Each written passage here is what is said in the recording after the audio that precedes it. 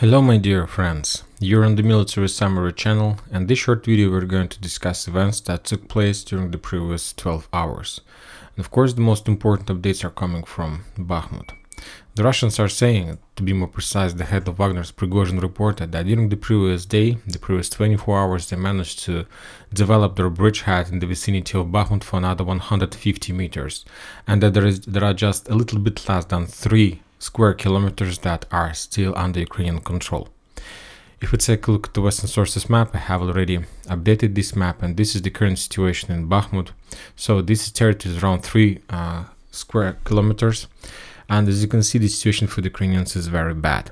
We can split and we can divide this area into 4 parts, and currently the Russians, as a result of their fierce offensive operation, managed to split the Ukrainian army into 4 or 5 parts. The first part is the southern part, and as we can see, according to the Russian progress, according to the fire control they managed to establish, this brigade has been cut from the northern part, from the western part. Yes, they do have possibilities to use the fields, but this is not the best solution to enter the open air squares. Another group is a small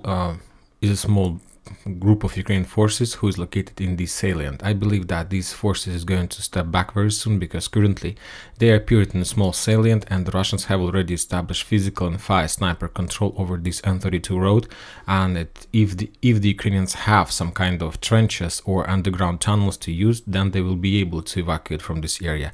Otherwise they will be killed or destroyed during this process. Another group, it's the second one, the first, the second, the third group, the third part of Bakhmut forces is located on the north, and they're trying to secure and protect Kromova. Their bridgehead starts on the north from Kromova and on the south in this hospital. And this is one of the most important part, because exactly through this area the Ukrainians are able to start the evacuation process and to move their forces in the direction of Ivanovska. So to be more precise, the hospital on the western part of Bakhmut is the most important part. So, and the final one is the residential area in the western part of Bakhmut. This one most fortified and most targeted by the Russian air forces and so on. We understand that it will take maybe a week, maximum a week, before the entire Bakhmut is going to fall. And currently the Russians are trying to find a solution, a tactic how to take control over this town and reduce the losses. To be more precise, Prigozhin, the head of Wagner's, thinks this way. Because yesterday, for example, he reported that during these days the Ukrainians loses around 500 soldiers per day. And also he added that the Wagner's loses around 90 soldiers per day, and also he added that the losses would be from the Wagner side 5 times less if the Ministry of Defense of Russian Federation gave him more weapon shells and artillery shells and so on. And currently the Wagner's is trying to find a solution how to capture the last blocks with the minimal losses. And of course, from this perspective, we understand that the only possible and the best solution for Wagner's is to continue storming the northern part of Bakhmut in this area, trying to cut the Ukrainians and trying to establish control over this road. And this is possible for many reasons, and one of them is that in this case the Wagner's need to go and to attack along the residential area with the low buildings, and there is no risk to being attacked from this big fortification.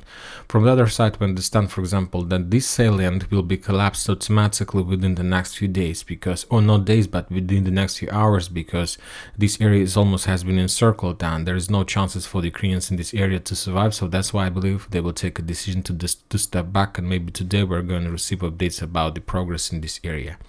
When talking about the southern area, this is the most interesting part of Bakhmut for many reasons, and one of them is that if the Russians are going to increase the pressure in this area, the Ukrainian soldiers in this area at least have to have few options.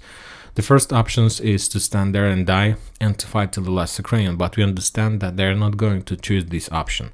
The second option for them is to step back to the north in this direction and to take their position in this western fortification.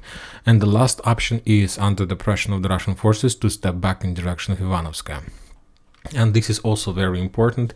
We understand that if we were talking about Bakhmut, let's say, and if the Ukrainians still control the northern part, let's say some part of the central part and so on, we understand that maybe this case when the Ukrainians in this area would take a decision to go back to the north.